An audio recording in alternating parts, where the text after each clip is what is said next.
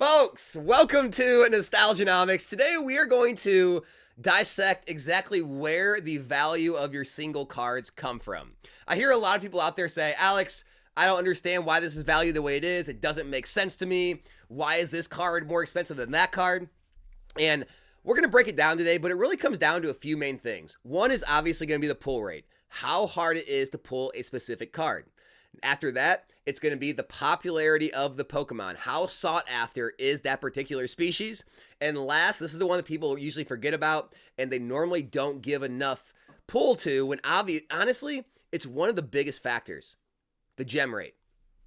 The gem rate, how hard it is to grade the card in a PSA 10 plays a massive factor on how valuable the single card is going to be on the market. And a lot of people that really just don't collect graded cards, they don't grade cards, they're usually the ones that fail to realize this the most. And they'll see certain cards in the market and compared to other cards, they'll say, I don't get it, Alex. It's not as hard to pull. It's not as popular as Pokemon. Why is it so much more expensive? And it always comes back to the gem rate. So we're going to go through a few things today. I'm going to try to explain it to you in a way that makes sense. And hopefully it helps you kind of establish value of cards moving forward and understand why they're valued the way they are. So before we do that, I have to shout out today's video sponsor.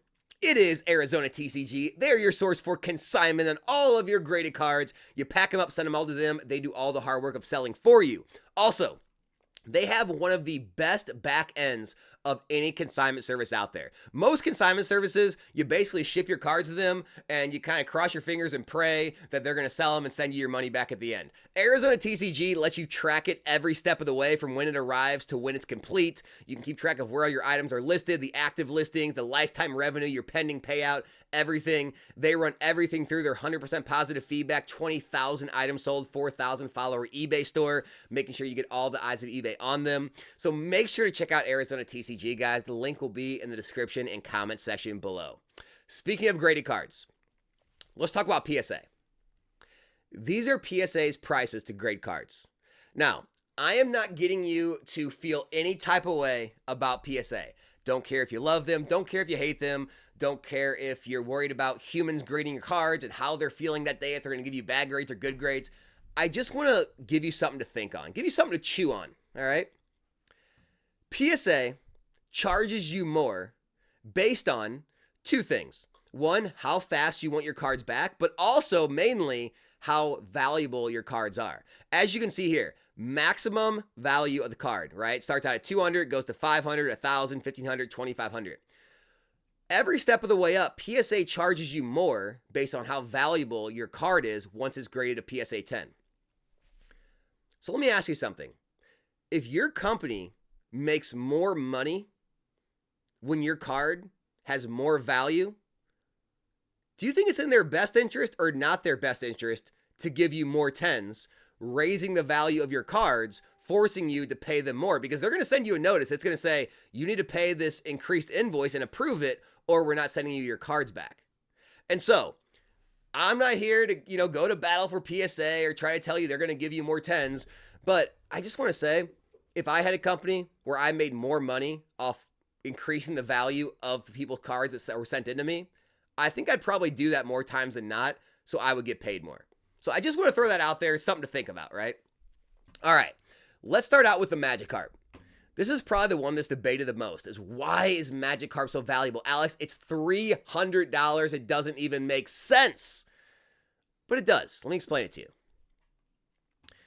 The pull rate on the Magikarp is 1 in 480 packs, okay? Paldea Evolved is a $400 box. Paldea Evolved booster packs are over $9, all right? The Magikarp in a PSA 10 is worth $2,000 or more, depending if it's at auction or buy it now, okay? Here is the gem rate. 3,667 out of 20,274. Extremely low. Under 20%. What is that? Roughly, 18% gem rate. Okay? And so, you could say, Alex, the Magikarp, it's somewhat of a popular Pokemon. It's nowhere near top tier, though. It's not a Charizard. It's not an Umbreon. It's not a Gengar. I agree. Okay? You could also say, Alex, 1 in 480, I mean, it's decently hard to pull, but it's nowhere near like some of these new SIRs and some of these gold cards that are coming out. It's nowhere near the alt arts. I agree, right? And then you could also say, Alex, there's a lot of sets that are much higher price booster boxes than $400. There's a lot of booster packs that cost a lot more than this that have much cheaper cards. It doesn't make sense. Agreed.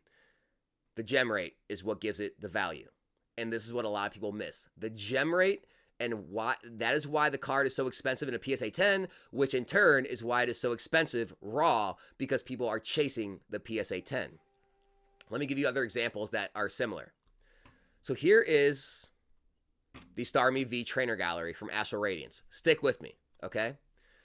This card is literally only $90 to $100 raw near mint, okay? It's 1 in 455 to pull this. Okay, it's not exact, right? It's not exact, but 1 in 480, 1 in 455, it's pretty much the same pull rate rarity, okay? Astral Radiance, pretty much the exact same price booster box as Paldea Evolved, and just slightly less per booster pack for Astral Radiance. For every, possible metric, they are basically identical within a small variant, okay? So then why is the Starmie V $335 to $360 PSA 10, and the raw copy $107, when you could say this card, maybe the Starmie isn't as popular as Magikarp, but this card with Misty on the Raft, it's pretty much just as popular as a Magikarp. Why then is it so much cheaper? Real simple. Gem rate. 8,085 10s out of 15,549 9s. There's over 50% graded 10s. The gem rate's high. Even though the card is popular, the pull rates are similarly as hard, the cost of the product, both the box and the packs, are relatively the same, the gem rate is what decides the value. Let's look at another one. Umbreon VMAX. No one is going to deny this is the top tier of top tier Pokemon, especially in Modern. Both eras now, Scarlet Violet and Sword and Shield, the Umbreon is the most expensive card. Okay? Top tier Pokemon. Trainer Gallery from Brilliant Stars. It is less than both the Starmie V and the Magikarp. Now, fair enough, it's a little bit easier to hit. 1 in 360 instead of 450. You could say, well, Alex, that's why it's a little easier. It's not that much easier, though. Still relatively difficult to hit, okay? When we look at Brilliant Stars, it's a more expensive booster box. It's a, relatively the same cost per pack. You could say it's a little cheaper per pack. The Umbreon is only $200 at a PSA 10 because, well, it's a 70-something% 10 rate.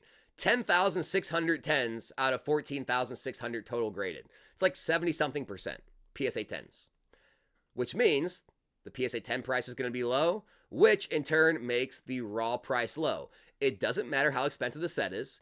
The pull rates, you could say, are easier, but it's a top tier Pokemon. Doesn't matter. It's the gem rate. I'll even take it one step further. Charizard. Top tier Pokemon. Alt art. Highest rarity in the set. Okay? It's only $300. Same price as the Magikarp. Look at this. 14,390 10s out of 27,736 total graded. Over a 50% hit rate. Okay? Again, go back to the Brilliant Stars hit rates. 1 in 490. So now you have a more popular Pokemon in Charizard, very clearly. Harder to hit by a little bit, but harder, okay? More expensive booster box. It's got everything going for it. But the gem rate, if we look at the gem rate though, with the Charizard, it's easier to hit. Easier to hit. And so that is why the Charizard is the same price. And I didn't pull it up, but we can go to eBay and we can type it in. We can say Charizard V 154. And you can see they're about $800, $750 to $800. So they're not even half the price of what the Magikarp PSA 10 is. It is all determined by the gem rate. I'll prove it again right here. Ghastly. Somewhat popular Pokemon. You could say it's kind of the next tier down. You could say maybe it's similar to Magikarp, maybe not. But it's definitely not as popular as Umbreon or Charizard, right? It's a $50 to $60 near mint card, okay? It's only 1 in 285, so it's the easiest card we've seen to pull. So now, it's not as popular as Umbreon, right? It's easier to pull than Umbreon is, right? The boxes are far cheaper than Brilliant Stars. The packs are far cheaper than Brilliant Stars. The Ghastly goes for $400, PSA 10.